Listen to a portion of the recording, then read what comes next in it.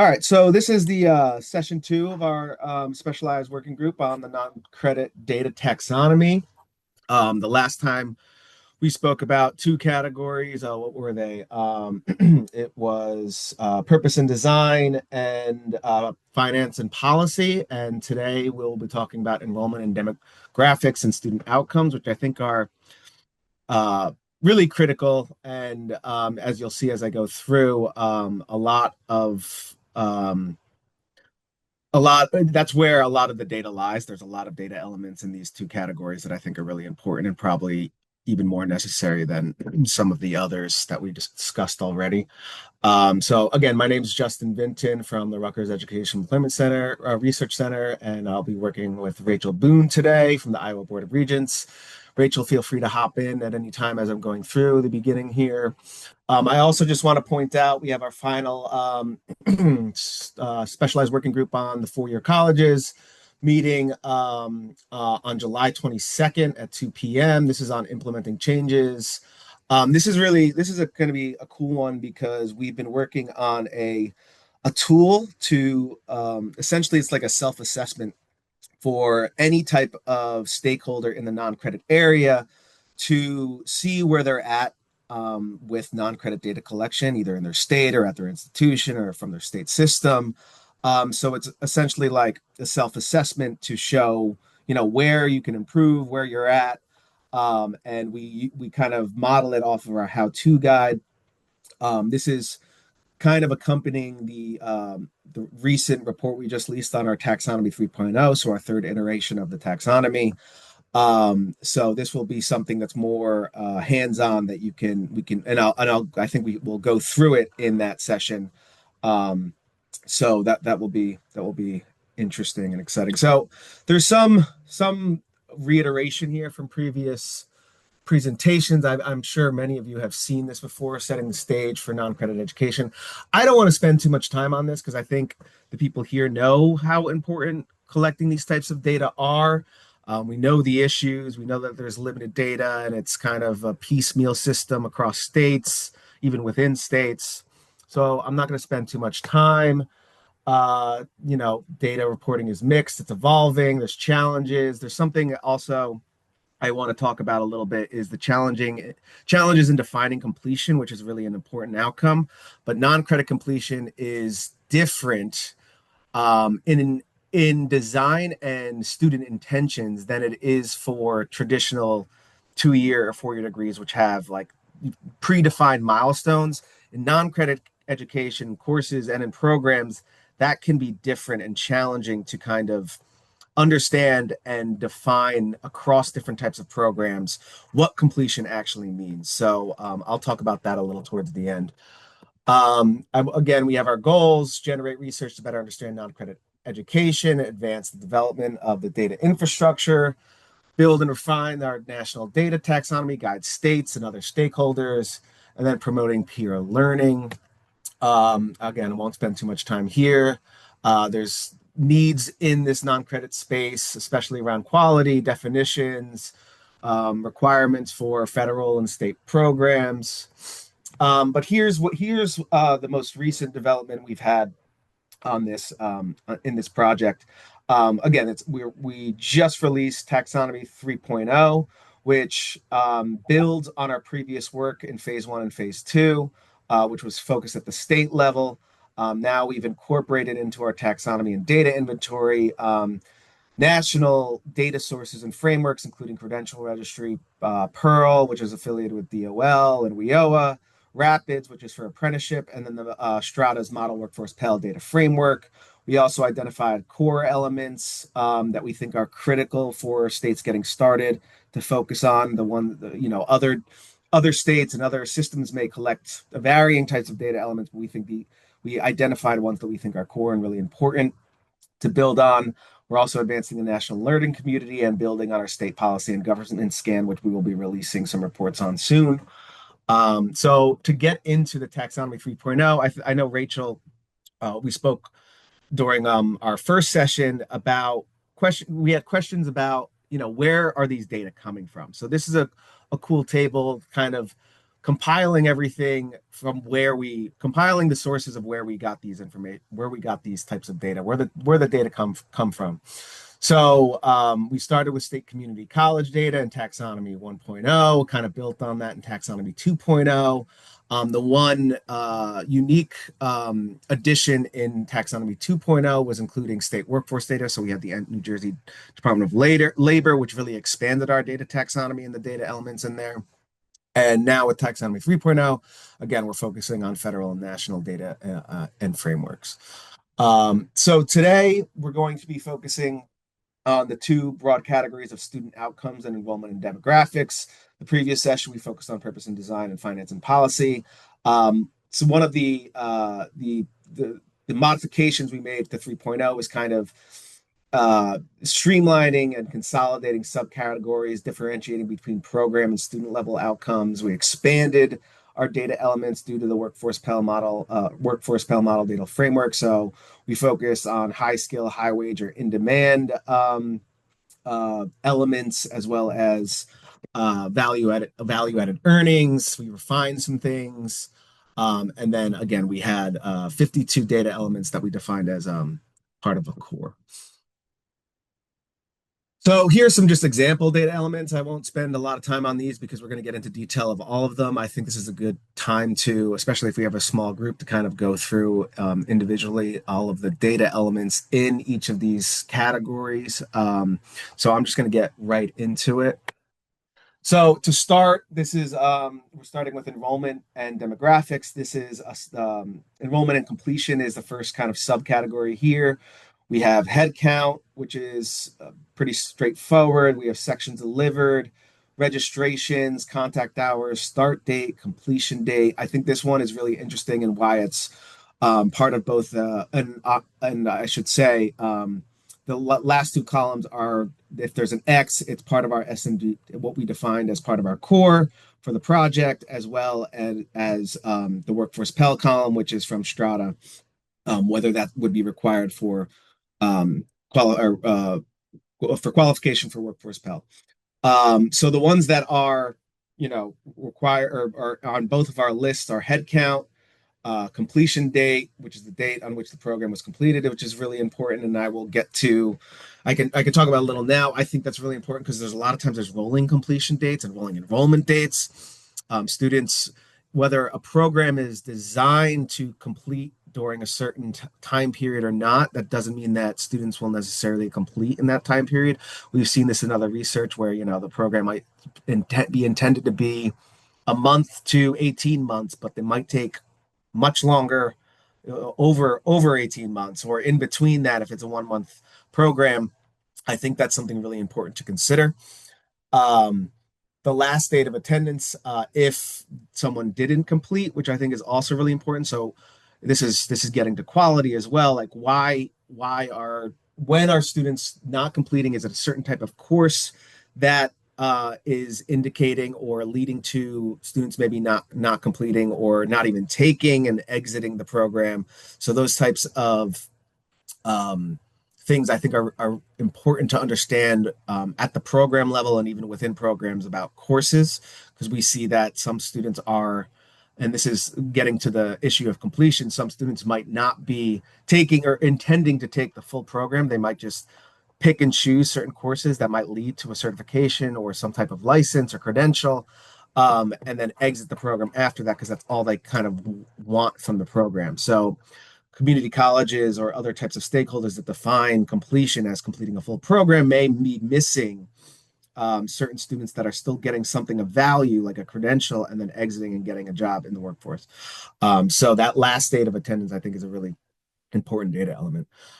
We also have for workforce Pell, but not in our core, basis for withdrawal. So the reason for withdrawal from course program, which I think is interesting, but not always easy to get, other than through student surveys maybe or interviews, and then tuition refund, whether the tuition refund was issued for student departing a course or program. Justin, could I pop in real quick? Yeah, sure. I just wanted to actually ask you a question. If Yeah. this may not be one that any of our colleagues here share, but it's one I have as I look at this.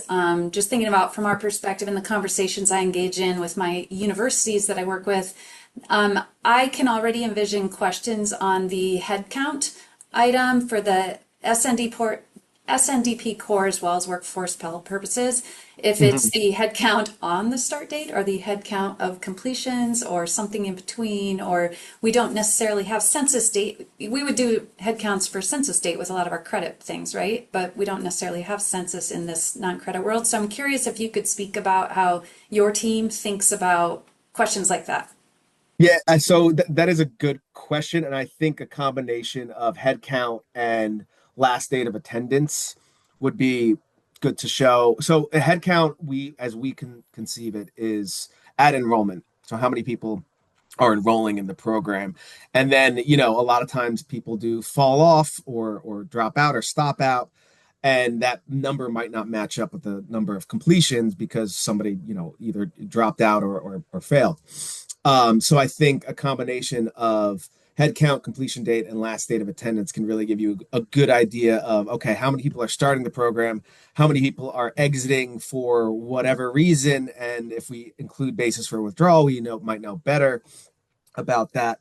But I think also knowing getting to the course level data, and I know this is a challenge and not necessarily something that all states are going to be doing, but at the institution level, like knowing what the sequence of courses is and what each course is intended to lead to, whether it's a license or certification or just a prerequisite, I think is really important to know what student pathways, what pathways students might be taking to earn a credential or gain skills for the workforce, because it might not just be, hey, I want to complete this program. It might be, hey, I want to do these individual things within a program and I don't really care about finishing, which I think is totally fair. But we don't, right now, we kind of have this binary understanding and operationalization based on degree programs like associates and bachelors where you complete or you don't.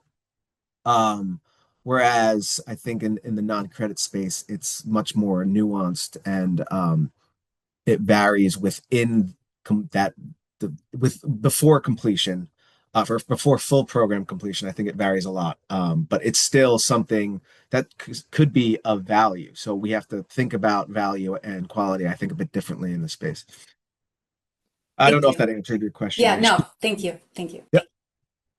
Now we're going to move on to demographics, and these are pretty straightforward.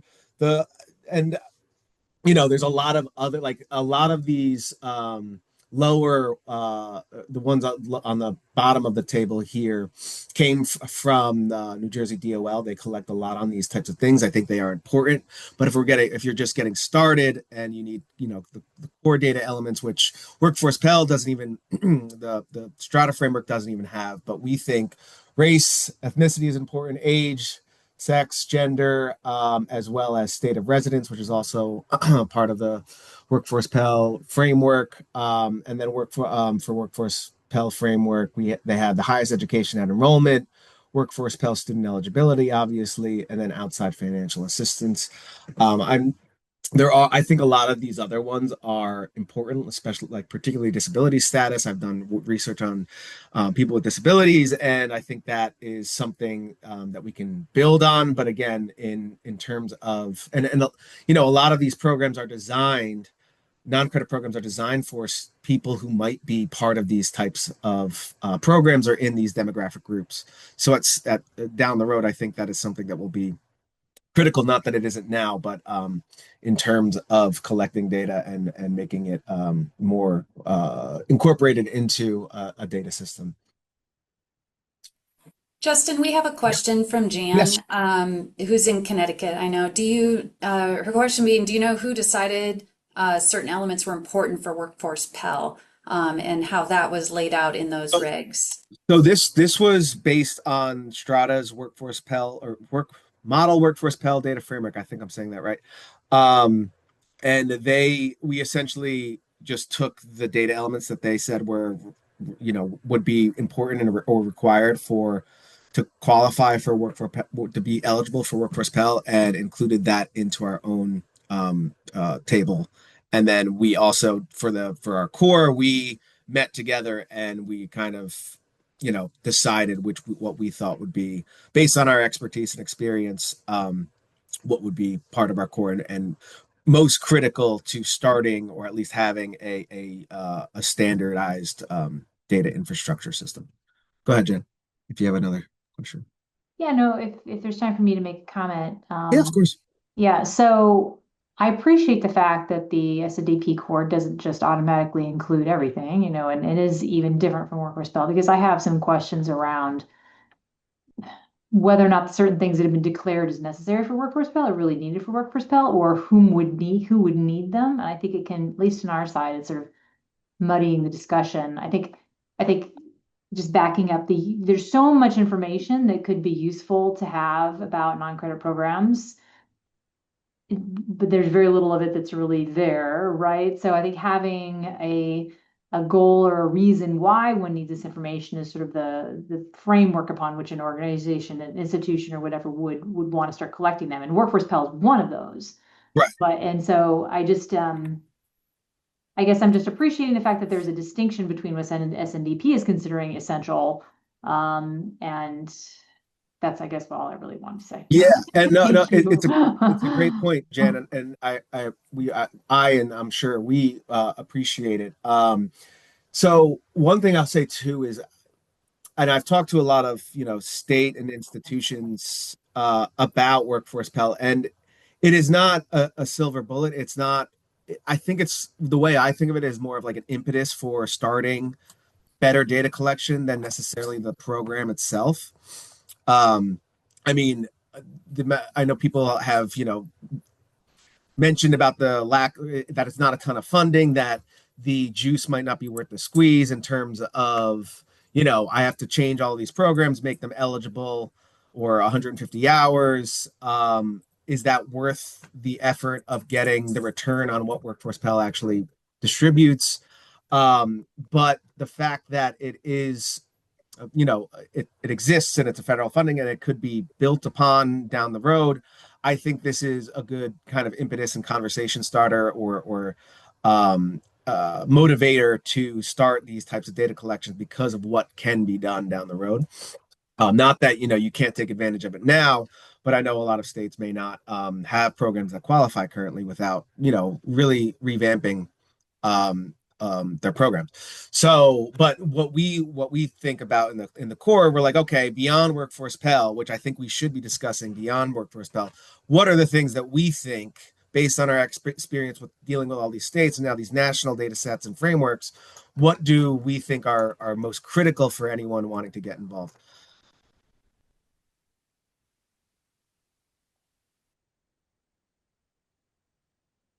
So if I don't know if that helped clarify anything, Jen, but Oh, yes, thank you. You answered my question. Thank you. So moving on, identifiers. So security number, obviously this one's important if we want to connect it to wage data, because usually that's how that's done with UI data, connecting college and workforce data. We have also student name, student birth date, unique identifier. I think is also something that could be important down the road. I mean, if we have a social security number, that's good enough. But if there are, I know, for example, in Iowa, they have unique identifiers from K-12 through college, which is great, and connected to the workforce. So, however you do that, I think social security number is probably the most straightforward. So moving on. And Justin, just to make a Yeah. pitch for why social security number might be more helpful, we only Mhm. have that Iowa ID number that you mentioned on individuals who went to K-12 in Iowa, Right, right? So right. it actually becomes a limitation. It is fantastic to have for those individuals, but it does And mean the one thing that be a gap. would is possible with having social security number is connecting to out of state labor market data. So like through Swiss, being able to see if people who do finish these types of programs don't stay in state and move, you can still track them. Obviously, that might not happen, like Rachel, you said, if you just use the unique identifier that Iowa has. So moving on to outcomes, student outcomes, we focus on academic outcomes. These are the two main ones that are both required for or part of the Workforce Pell model data framework, and our core. It's the non-credit to credit transitions, whether non-credit student enrolls in credit courses or programs during or after they complete non-credit work, and then completion is. But again, I have a few slides towards the end about what completion means, but that will be important. Then we have labor market outcomes. So these are uh, some of these are kind of newer in thinking about employment and not necessarily outcomes, but so pre-enrollment employment. So as the student's employment status before enrolling and offering. I think this is interesting to see, and again, it's not part of our core or part of Workforce Pell necessarily, but it's interesting to see, are people changing um, their careers or changing the type of occupation and or getting a higher salary or wage, which I think is important. Post completion employment as well as post completion employment in the field. So the idea is obviously if they're going for a certain type of program, are they getting an occupation in what that program is designed for? This is where SIP and SOC codes or ONET codes are really important. Pre-enrollment earnings, again, same thing that I mentioned before, and then post-completion earnings as well. I think those are pretty straightforward. Then we have the non-degree credential outcomes. So we talked about this in policy and design in that category. So the idea was, okay, does a program actually, like, what is the intended goal of the program and what can you get if a student enrolls and completes the program? This is more individual level data of whether someone actually completed and got these types of credentials. So that's an industry certification, occupational licensure, college issued certificate, micro credentials, apprenticeship, and then again, I think which is important because if we do have labor market data, we can know how long it took for someone to get a job after completing, but the date credential was earned. So you can compare that to like, okay, when did you get a job? The one thing that's a challenge with some of these, like especially these first two, industry certification, occupational licensure, this requires a lot of partnerships at the state level because licensing bodies and some certification bodies don't necessarily, that's in a different system than in higher education. So there are attempts I know in different states to connect or collect data at the higher education level to or at the education agency because those are the certifications and licensures might be awarded again by the separate body. So they might not have a data sharing agreement and they might keep that close to the chest. But it's one thing to complete a program that prepares you for a certification or license, is another thing to actually get the license or certification. So I think those are important to see the true outcomes of And programs. Justin, I'll jump in one more time here. On both of those top two, the certification and the licensure piece, because at four-year institutions, there's a significant amount of the non-degree program delivery is for maintenance of a license that one already has. And so I'm curious if through your work, or I know, and this would be apart from Workforce Pell then, so I want to set that aside. Right. This isn't, Yep. Yep. but if, for the SNDP core purposes, I mean, is that also an aspect of what you're looking at? Because when I think about it from helping the universities in tracking, I mean, what are we tracking? What are we maintaining? A lot of their activity in the non-degree space is really going to be about maintaining those Right. certifications or licenses. Yeah. This was intended to be a catch all. So that conceptually I think would be incorporated, but that is a really good point to I think we can be more explicit that we also mean maintenance of certifications or licenses because it's a good point because you're right that it's not just people getting these to start but keeping them active, and I know that is a big part of what it sounds like what 4 years do, and I'm sure community colleges do it too. um And I think so it also has a pretty significant importance in, from an evaluative standpoint, thinking back on the outcomes piece, labor market outcomes piece. I anticipate that a lot of those individuals, their salary, they're going to have a job at a certain salary, and it's going to be basically the same thing after they've done that, right? Because they're doing it to maintain that employment, Right. not to Yeah, make it. that's a So I might want to break those out analytically or evaluatively. yeah, that's a very good point too. Yeah, yeah. So I'm trying to think too, and I know there are cases too where there's like there's essentially steps to getting a higher level of license or a higher level of certification. So that if you have a higher baseline to begin with, we would want to know that That's as right. as an outcome. So you have a different starting point maybe than somebody who doesn't have anything. So well taken, Rachel. I appreciate that. Uh,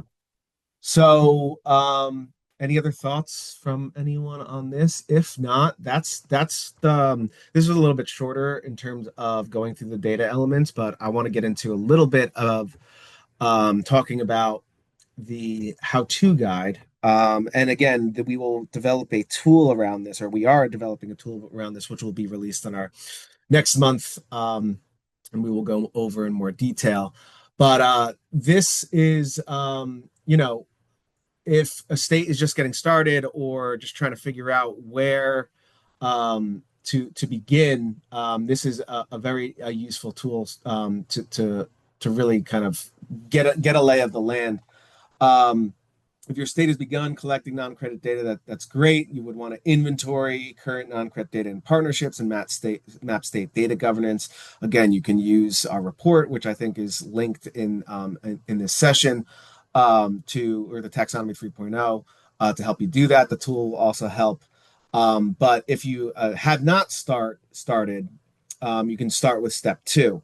So you can begin with, again, we have these core data elements because we think they're a great starting point, and then build over time based on your state's priorities. Data platforms are really important. Sometimes, again, institutions that are collecting data from students directly on non-credit is sometimes just an Excel sheet with an email and a name. But being able to incorporate that type of data into your own system, I think, is critical. Um, and then building data partnerships to collect outcomes data. Again, this is a big one, and one we just spoke about in terms of licenses and certifications, and then engaging in statewide and national ecosystems, and that includes thinking about like credential engine, CredLens, in order to understand more about the types of credentials that people from the programs that you may be designing are earning. And so I just have 3 examples here from states. This is just to show that there are partnerships, particularly around I want to look at this top column here, or this top row, that there are states that are doing well in connecting in higher education and education data to labor market outcomes. So Iowa, Louisiana, Virginia all have connections to employment outcomes. So I just want to get into that. Is there any questions on that, or if not, I will move on to talk about one important outcome. Thinking about completion. This comes from other work, but fits well, I think, in the SNDP work. Defining non-credit completion. I talked about this a little bit earlier, but because non-credit programs are they vary in length. Like I mentioned, one program can be a one-course program. Others can be multiple courses across 18 months or more. But if they are even in the same within the same zip code or same kind of occupation, how do you compare programs and students in these types of in these programs, which can be a challenge because and it's not only the intentionally designed time to completion, but also the time that it actually takes for a student to complete on the ground empirically, meaning that they could take longer than what is intended. So, like, how are we comparing these very, it's not always apples to apples, and I think that's something we need to think about more. in research and in policy development, especially with funding.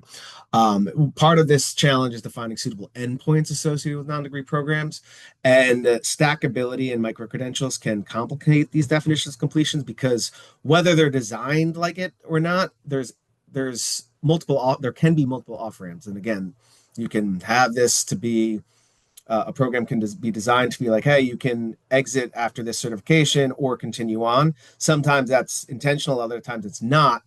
But either way, a student may earn something recognized and valuable that might be missed if we're only thinking about completion as a binary. Did you complete the full program as the college intended it to be designed or not? And then, yeah, so like, what are those predefined milestones? I think that's important because there might be multiple. And I think looking more closely at the course level data or thinking about things more at the course level rather than at the program level, I know that's a challenge, but I think that can really understand how students are navigating these types of pathways. Again, like because it's intent versus program design. I think we may miss the complexity of how students actually progress through these programs, and what students' intentions are in choosing courses for skills credentials that they never intended to complete the full program to begin with. Um, any thoughts on that? Do we see that happening, or do we? Is there any comments? I'll just add, Justin, reinforce. Actually, I think a lot of those things are very true on the credit side. So they're a framework that makes a lot of sense to me that I think we need to just remember to apply on the non-credit side because I do think about most of those things on the credit side as well. Yeah. Okay, that's good. So I'm that's interesting because a lot of these ideas like completion and stuff like are come from the credit side of the house. So Yep. you have these associate degrees and bachelor's degrees, like that's the milestone, or that's the end point. But it's interesting to hear that you think differently. Well, only in the sense, not about redefining completion. I mean that in the sense of when we are analyzing stop outs, Yeah. who don't reach that point, that helps us shed light on that students don't think that way. There are Yes. many credit bearing students who think about their Right. paths in the ways you're describing here. Right. We're catching Uh, up with the students, that's all. yeah. Yep. Yep. Yep. Yeah. Um, that's all I have. Um, I guess the substantive content of the 4 year, our second session here. The one thing I did want to mention are that we still have other specialized working groups. If they've already happened already, we do have the recordings. We have it on the workforce Pell landscape, non-credit to credit alignment, aligning education, data and labor market information. If you are interested in any of these, there's also telling the story of non-degree and non-credit training. Please email Paul Nissen to join them. And then we also have our learning community with the link right here if you are interested. These actually June 8th already happened, so that is a typo that should be updated. But we also have the learning community that I think is another resource for people trying to get involved. Justin, I want to add Mhm. a Yeah, question from Vicky here, yeah, yeah. or a sort of a musing from Vicky that maybe there's a question implied, but wondering about when we talk about outcomes and students' expectations for transferability. Vicky, do you want to say any more about that? No, I'm just saying, I think we're all thinking this, but from the student's perspective, you start with non-credit, and even in non-credit, there's layers. Then my background has primarily been healthcare, and you can have a medical terminology course that can come in at 2 or 3 different levels just at the non-credit side, depending Yeah. on what the intent was for the course. But then the student's understanding of that as they expect to move forward can sometimes not be matched. Um, so again, I think it's going to be confusing in the future as we look to have pathways. I know this is kind of the intent from folks, but sometimes there isn't an expectation of a pathway. Yeah. Well, thank you, Vicky. The other thing that I think is interesting, I think, and again, this is just kind of me, it might be anecdotal, but like that's students might be thinking things of like skills, credentials, and courses, like what courses can help me rather than a program. I do know this from other research that we've done. A student might not even know whether they're in a credit program or not a credit program, or they might not care. And why would they care, right? If they're just trying to, gain skills or credentials to get a job, I could understand why, that's not something they think about. Obviously, we do, but I think that type of perspective is not necessarily used in how programs are designed currently. So I think, and maybe in some cases there are, but I think more generally we need to be more explicit and intentional about on ramps, off ramps, completion, and milestones.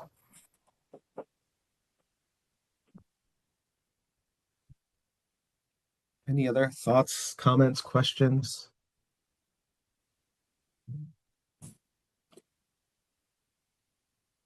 Well, if not, we can end a little early. I guess I went through that kind of quick, but I don't think that's necessarily a bad thing. I know it's summer and people are either on vacation or trying to catch up on work. So, um, thank you all for coming, and we will see you next time on July 22nd when we will really dig into the tool that we're developing, which I'm excited to share.